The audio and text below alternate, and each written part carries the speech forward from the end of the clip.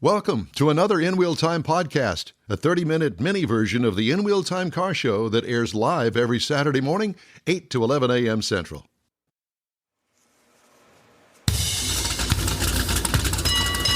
Podcasting and streaming around the globe. Yeah, I like to say that. I do. That's good. It's kind of like that disastrous ABC Sports Open back in the 60s where the guy tumbles off the big You do the tumbling down the ski. Yeah, you do that. And I'll be taking pictures of it. This is the In Wheel Time Car Talk Show, brought to you by Mecum Auctions Houston at NRG Center, April 4th through the 6th. That's just next week. Yeah. Just ahead, Bay Area VW Club President Dave Saucier and a big bug bash. We're going to talk about that. Jeff has a feature on tires for your analysis and tire buying pleasure. That's all just ahead on the In Wheel Time Car Talk Show. Howdy, along with Mike out of this world, Mars. We always need more Jeff Zekin. I'm Don Armstrong. Thanks so much for joining us today. It's a beautiful day here in the Houston, Texas area. Gorgeous day. Yeah, it's a beautiful morning. Sun's out. Spring is in the air. Actually, it's almost summer is in the air. Yeah. We go from freezing cold, rainy, nasty weather to this. It's beautiful. Beautiful day in the neighborhood, and none of us are wearing sweaters. Not yet. Yeah. Maybe later on. Yep. Because we get chilled at our age. Well, speak I'm not for going yourself. Yeah. All right. Dave Saucier is the president of the Bay Area VW Club. And Dave, good morning to you, sir. Good morning to y'all. How are y'all? Well, we're very well, thank you. And it's good to have you with us. Do you live in the Bay Area? Yes, sir. Over here in LaPorte, Texas. You're in LaPorte. Yes, sir. Okay, very good. Well, for those that are watching, streaming around the globe. And don't have a map in front of them. No, they don't. The Bay Area here in Houston is Galveston Bay. Yes. Not San Francisco Bay. Mm-hmm. So right. Just wanted to clarify Tampa that. Bay or any of those Green other Bay. Any of those other bays. Well, Dave, tell me about the Bay Area VW Club. Certainly. It was formally founded in 1988, and our very first meeting was at, and I don't know if y'all might remember this, but the old Les Marks Chevrolet dealership meeting room off 146 and Spencer Highway, which is no longer in existence. Yes, I remember exactly where that was because I was working at Richardson Chevrolet in Houston, and we did is what I call a dealer exchange, and I had to drive the car that we exchanged for their car over there at Les Marks. And back then, I think this was about 1969, 1970. Back then, our freeway system wasn't quite what it is today, and it took several hours to complete that task. But at any rate, yes, I remember it very well. And so, where do you guys have meetings? Do you do things like, let's get the secretary to talk about the minutes of the meeting. Boy. Please tell me. You do that? Yes, sir, we do. Now, you learned that in high school, Dave, didn't you? Yes, sir. Well, I don't go by that, but that's okay. If you guys want to talk about the last meeting, then that's fine. But so how many members of the VW Club down there? We have around 20 to 25 members that do participate every month. We'll hold meetings every month, talk about past not problems, but issues. We talk about upcoming events, what we're going to participate in, preparations for shows and whatnot. It may not seem like a lot, but it is. And we only have a short hour and a half to complete our meetings every month. And that doesn't include what goes on in the background where we're not having our meetings. A lot of stuff goes on to make events happen, such as beer drinking. Bug Bash. Yeah. So you got 20 to 25 folks that are in this club. What kind of issues do you have? I mean, there can't be anything drastic. They have insecticide issues. No, sir. No. What we're going to participate in, how much money are we going to spend on certain items that we're going to buy for the club or to hand out per se. It's that sort of thing. I like to say that we're I don't want to sound too bad, but we're just a individuals with Volkswagen problems. That's all. Okay. Well, I didn't know Volkswagens had any problems. Yeah, I was going to say. But well, sir, they're more they're still kind of like an analog and digital world right now. That's what they are. You still have points to set. You still have spark plugs to gap. It's not without its problems, but that's the whole point in driving the car. You're one with the car. It's you are operating a vehicle of past technologies, basically. well, we like that because we're kind of living in the past right here on the In Wheel Time Car Talk Show. Exactly. Yeah. So you had told me earlier that you have a 67 Bug, and you told me the reason that you chose the 67 to get into. Why don't you tell everybody what you told me about the 67? Certainly, the 67 was the not the pinnacle year, but it is a sought after year because of the changes that were incorporated into the vehicle.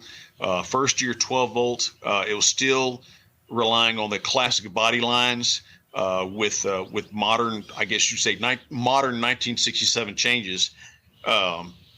It is a crux between the two years, the late models and the early models.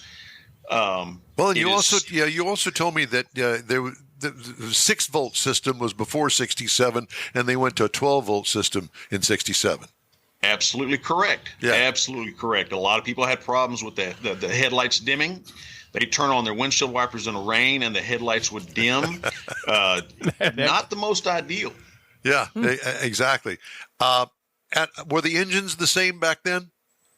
No, sir. The 67 was the first year and the only, I guess you could say not the only year, but the 1500 to 1.5 liter. Very reliable in stock form. If you're cutting 30 miles a gallon or more, you're doing pretty good. So why Volkswagens? Why not another brand or another species of car, so to speak? I blame my parents for this. When Dad got out of the Navy, they had a 1966 Volkswagen, and of course, as being a young kid, 1-2 years old, pictures were taken with me behind the wheel in the cubby hole behind the rear seat, and that basically lit the fire. And ever since then, I've been hooked. Either you understand them or you don't. Well, I will tell you this. I didn't have one, but I had the Bug Beater. I had the Chevrolet Corvair. So, and had many races with a bunch of friends of mine that had a Bug, and one in particular that was part of our little clique of car guys that. One of the guys had a 55 Chevrolet that he had souped up the engine in, and it was a loud beast, but non-competitive clearly with the Volkswagen and the Corvair. But I tell you what, we had a great time, and as you mentioned earlier, that it was fun because we didn't have any electronics per se, other than the distributor and the battery. That was about the extent of the electronics, and it was easy to work on. And tell me, I want to know more about your Bug. You say it's all stock? Yes, sir. Stock. Sir. So have you kind of shed the idea that you're not going to soup it up? You're not going to put on, some aftermarket air cleaner or exhaust system or something? How do you soup it up? I mean, what do you do to get the horsepower, the add-ons? The number one add-on item for anybody with an air-cooled Volkswagen is the exhaust, a better flowing exhaust. That would be the number one starter. But I prefer mine the way it is as it comes from the factory. It's more reliable. Parts are more readily accessible in stock form, and people appreciate it a lot more. Just recently, a group of us enthusiasts traveled Texas US 67 from Texarkana all the way to Presidio on the Mexico border. Wow! And I drove almost 2,000 miles trouble-free because of that. Yes, we had other people in buses that had problems overheating. I had none. I'll be done. And that's a testament to keeping it in stock form. Yeah, I will tell you, speaking of non-stock form, I'll never forget going to the drag strip down there, not too far from you. Houston International Raceway, and Yes, it was a quarter-mile track. Are you familiar with that? Anyway, yes, sir. I went down that track a time or two. Yeah, and well, I'll never forget going there and seeing a Volkswagen run a 10-second quarter mile. The guy had a huge, a trumpet exhaust, one thing off the back end of that thing. Yeah, that stinger. And I mean, that's that correct. I have never in my entire life seen a Volkswagen go as fast as that one was. It was shocking. I thought, how cool is that? And I bet it sounded like an angry swarm of bees. That's exactly what it sounded like. Bumblebee. And I'll tell you what, I mean, he blew the doors off of his competitor on the other lane over there, and I will never forget that. And it was quite breathtaking because I had never seen anything like that before. But I do know that it had.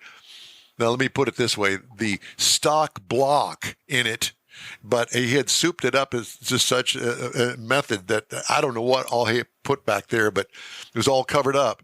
You couldn't see it, but it was a beast of a motor that went down the track screaming, as you can imagine. So I know that there's power to be had by doing some modifications to the engine. Yeah. So Yes, sir. Dave, I want to get involved in a bug bash. I want to go out and get me a Volkswagen. Where do I go? What's the best place I can go look for a Volkswagen and get started with it? You go to Hemmings? You go to a used car lot? How do you do that? Hemmings is good. Facebook Marketplace is a decent place to go. I don't think that they still make the Car Trader magazines anymore. Word of mouth is good. Or knowing somebody in the Volkswagen club to help you. Yes, sir. I get tasked a lot about being asked, hey, I'm interested in Volkswagen. Where can I find one? And generally, I know where one is for sale. It would be a Thing, a Bus, a Karmann Ghia.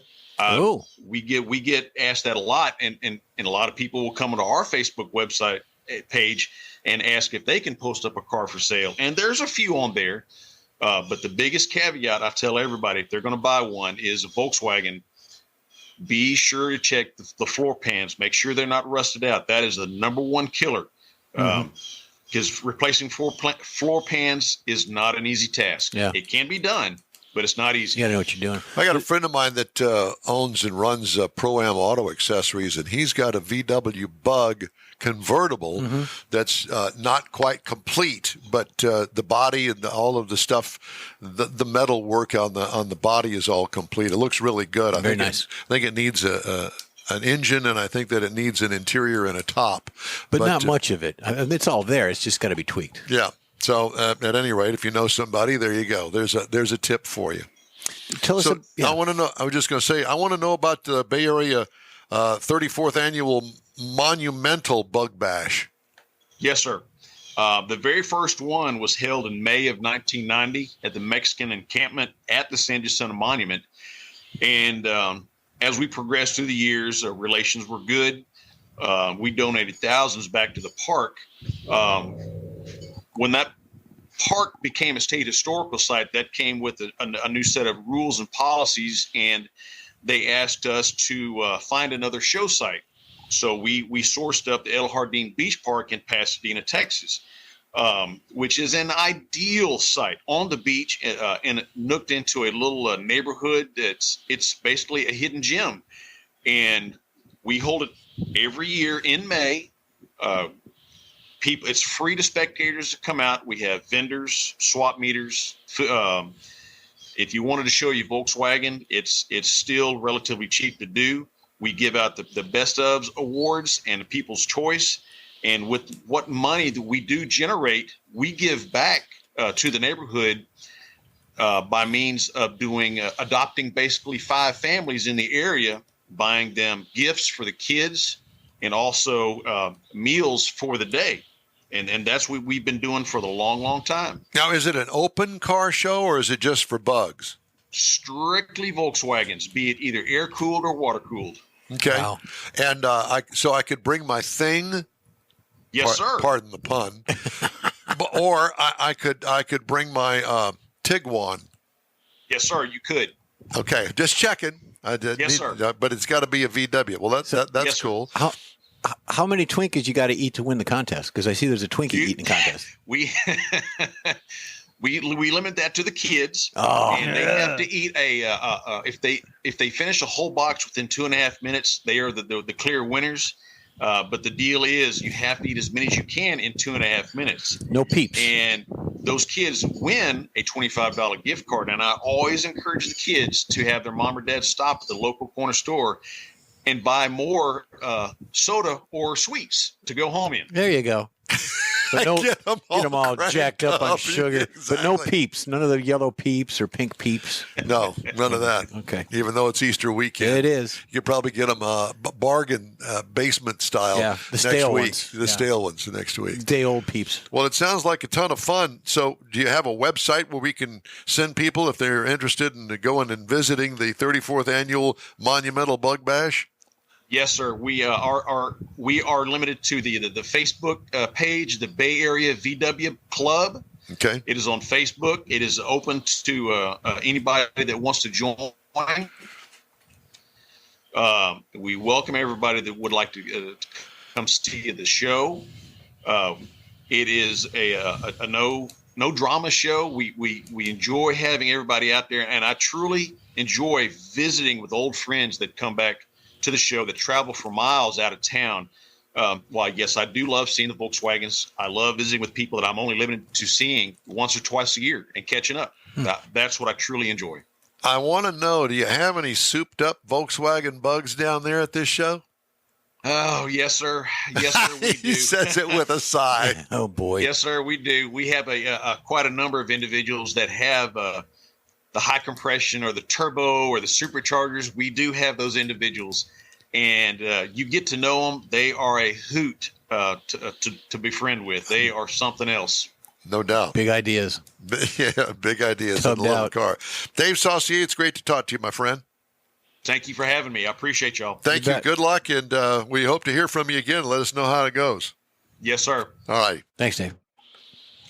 How fun. Yeah. All right. The In Wheel Time Car Talk Show is available 24/7 through the iHeartRadio app. Just look for In Wheel Time Car Talk. And a new daily podcast is available from your favorite podcast provider. Also, we video stream our 3-hour weekly live show on Facebook, YouTube, and InWheelTime.com. The In Wheel Time Car Talk Show continues right after this quick break. Pro-Am Auto Accessories has been serving Houston's auto enthusiasts since 1984, providing world-class products for sports cars, European sedans, and American muscle. Pro-Am is known as the place to go to find exclusive and hard-to-find parts and accessories. Pro-Am is one of the very first distributors in the USA for brands such as Recaro, Redline, Momo, Corbo, and Simpson. Located in the heart of Houston's premier retail and service corridor, the Galleria area, Pro-Am's walk-in storefront includes an 8,000-square-foot warehouse, showroom, and installation bays. Pro-Am not only sells parts and accessories, but also offers installation and service. Pro-Am is now reaching a worldwide audience through Pro-Am.com, taking its local reputation to the rest of the world. At Pro-Am Auto, you'll be dealing with a small group of professionals who truly want to help you with your automotive needs. If you don't see what you're looking for on the website, call and Pro-Am will lend you a hand. Pro-Am Auto, 6125 Richmond at Green Ridge in Houston's Galleria area. Call them at 713-781-7755. Want to feel good about something special you did for someone special? In Wheel Time and the original Lupi Tortilla group of Tex-Mex restaurants have joined together to help a very worthy cause, God's Garage, a Christian-based 501c3 charity. We know there are lots of places and organizations out there where you can donate a car, truck, or SUV, but we're asking you, our car enthusiast family, to consider donating to God's Garage. Visit godsgarage.org and learn about its mission, the women that have been helped, how each one is screened, and about their Restore You program. A car donation is an easy way to make a difference in the lives of others. God's Garage needs good operating vehicles, but will take all types in working and non-working condition. Make your heart and soul feel good by donating your gently used vehicle and help support single mothers, widows, and wives of deployed military at godsgarage.org. Mecum Auctions, the world's largest collector car auction company, returns to Houston, Texas, April 4th through the 6th at NRG Center, featuring 1,000 muscle cars, Corvettes, trucks, customs, and more. Broadcast on Motor Trend TV and streaming live on Max. From avid collectors to those new to the Mecum experience, we welcome everyone. Register to bid now at Mecum.com. Welcome back to the In Wheel Time Car Talk Show. If you'd like to get in touch with us, shoot us an email. The address here is info@inwheeltime.com. All right. Got a feature story Jeff's going to get to in just a second here. Tire tutelage. Mm-hmm. Okay. But in the meantime, I've got a story that I wanted to start off with. Go for it. Electric vehicle owners are noticing vehicle tires wearing faster than those on gasoline-powered vehicles. Yep. And we touched on this a few weeks back. We did. That's according to J.D. Power 2024 U.S. Original Equipment Tire Customer Satisfaction Study. That's a long title for a study. Findings from the study highlight EV owners having less satisfaction with the durability of their tires, expecting them to wear similar to gasoline-powered vehicle tires. However, EV tires naturally wear quicker because of greater vehicle weight and higher torque. This gap in satisfaction creates an opportunity for tire manufacturers and automakers to ensure EV owners are properly educated, according to Ashley Egger, the Senior Director of Benchmarking and Alternative Mobility at J.D. Power. He says because of the inherent conflict of maximizing vehicle range and optimizing tire wear for EVs, tire manufacturers and automakers need to work together to overcome the challenge without completely sacrificing the performance in other areas, especially as the EV market continues to increase. EV tires also are an opportunity for dealer service departments. With fewer moving parts, EV service visits might mostly entail tire rotation and replacement and new wiper blades. In 2023 CDK Global White Paper, EV Service Today and Tomorrow, 18% of dealership leaders polled said tire maintenance would be the most common service concern for EV owners, tied for second with technical issues with the vehicle display system. 38% of those surveyed said they believed software issues would be the top concern. But U.S. Original Equipment Tire Customer Satisfaction Study assesses tire owner satisfaction in 4 areas: tire ride, tire wear, tire traction, handling, and tire appearance. So the EV tire situation is becoming an education for those people that have no clue what they're getting themselves into by buying an EV. It's heavier. So what are tires, EV tires made out of? Rubber. Which comes from? Well, in our case, oil for the most part. Exactly. Yeah. But we're going to put the oil world out of business. So. Yeah. Okay. Well, But that's the point of that story is the vehicles are heavier. Absolutely. It's the construction of the tire. You need better, stiffer, firmer sidewalls. The cross section of the tire doesn't matter, but that's tread, and that's part of the torque where you get that grip on the road, because you're between the seat of your pants and that road is a patch of tire. That's it. Are we segueing into the next segment? We can. You want to do that? This is your segment. Well, let's do that. There you go, Michael. How about that? So anyways, what do the tires mean? I mean, what do the numbers mean on the tires? Well, we're going to tell you. In a typical tire, you've got all these numbers on the side of the tire. You can see a picture of that if you're watching it on your big flat screen. Generally, you'll have a letter in front of the numbers, meaning like a P for passenger or an ST for special tire, LT for truck, light truck. But in this case, you're looking at it and you've got a 195/65 R15. What that means is that the 195 is the section width of the tire. It's actually the tread patch. It's where all the little grooves and things are on the tire from side to side, if you're looking at it face first. So that is the 205, well, the 195 in this case in millimeters. So it's 195 in millimeters. The 65 in this case is called the aspect ratio, and it's a 2-digit number, and that is actually a percentage of the sidewall, the height of the sidewall from the rim to the top of that tread. So that is the aspect. The R indicates what it is. It's a radial tire. B is for bias, D is for directional or digital directional tires. And then, of course, in this case, the 15 is the rim size. So that is the aspect ratio of the tire. In this case, it's a 195/65 radial tire, 15-inch rim. If you go further than that, you're going to see a load index of 91. 91 is actually what the pounds per square inch that tire can hold at its normal inflation rate. So the maximum inflation rate of a tire is probably around 44 to 45 pounds maximum, and you don't want to do that. That's just drastically inflated.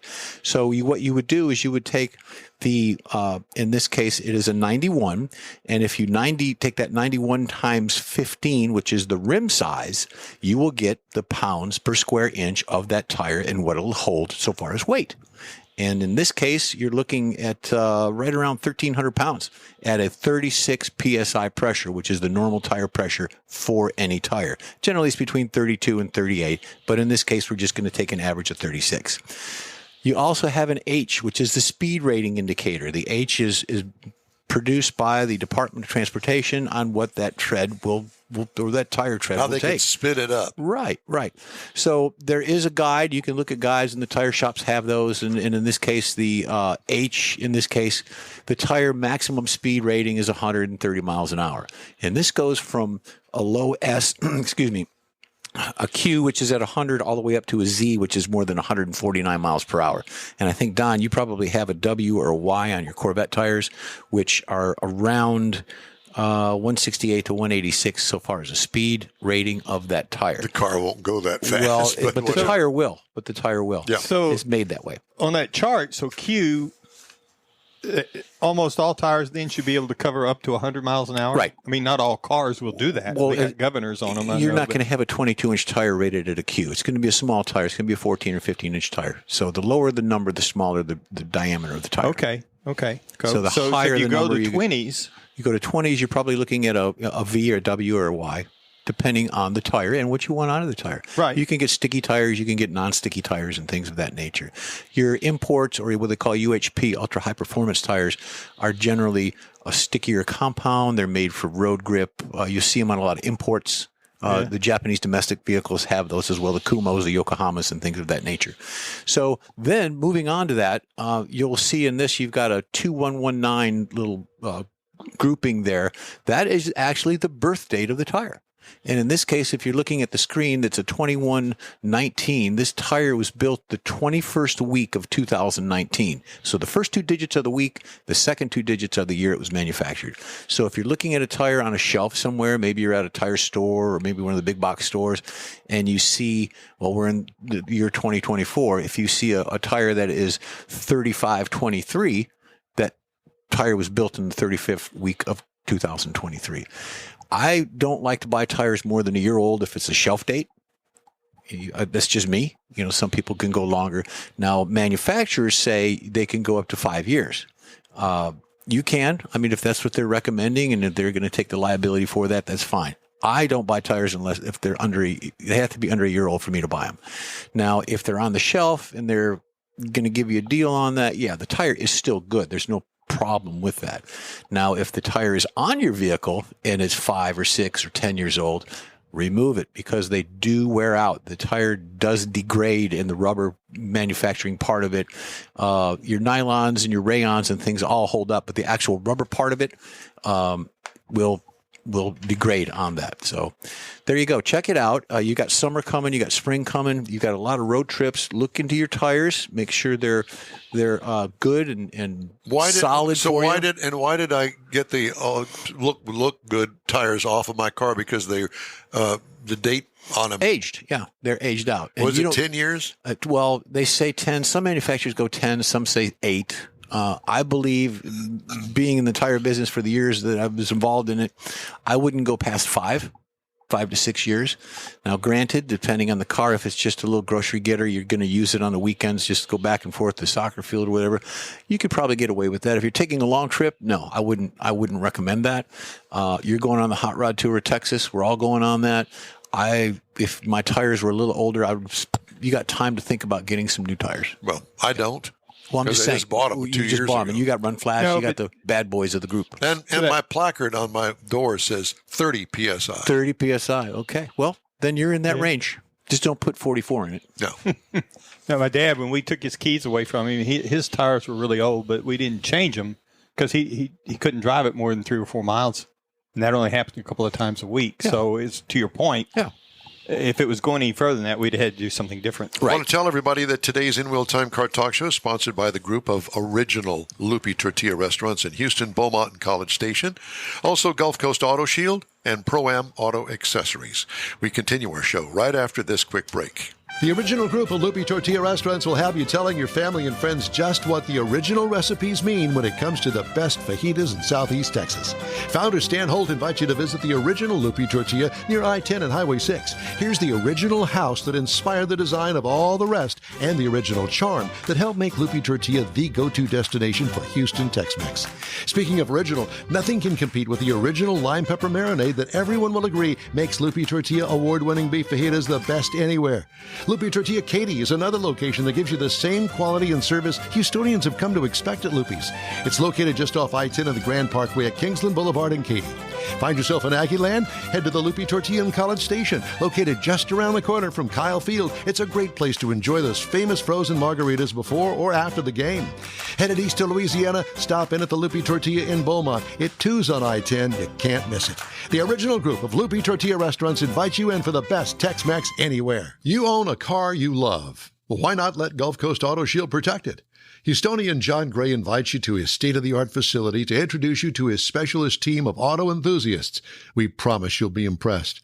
Whether you're looking to massage your original paint to a like-new appearance, apply a ceramic coating, install a paint protection film, nano-ceramic window tint, or new windshield protection called ExoShield, Gulf Coast Auto Shield is where Houston's car people go. Curbed your wheels? Instead of buying new, why not have them repaired? How about a professionally installed radar detector? Gulf Coast Auto Shield does that too. Get a peek inside the shop and look at the services offered by getting online and heading to gcautoshield.com. Better yet, stop by their facility at 11275 South Sam Houston Tollway, just south of the Southwest Freeway, and get a personal tour. Gulf Coast Auto Shield is your place to go for all things exterior. Call them today, 832-930-5655 or gcautoshield.com. That's it for this podcast episode of the In Wheel Time Car Show. I'm Don Armstrong, inviting you to join us for our live show every Saturday morning, 8 to 11 a.m. Central on Facebook, YouTube, Twitch, and our InWheelTime.com website. Podcasts are available on Apple Podcasts, Spotify, Stitcher, iHeart Podcast, Podcast Addict, TuneIn, Pandora, and Amazon Music. Keep listening, and we'll see you soon.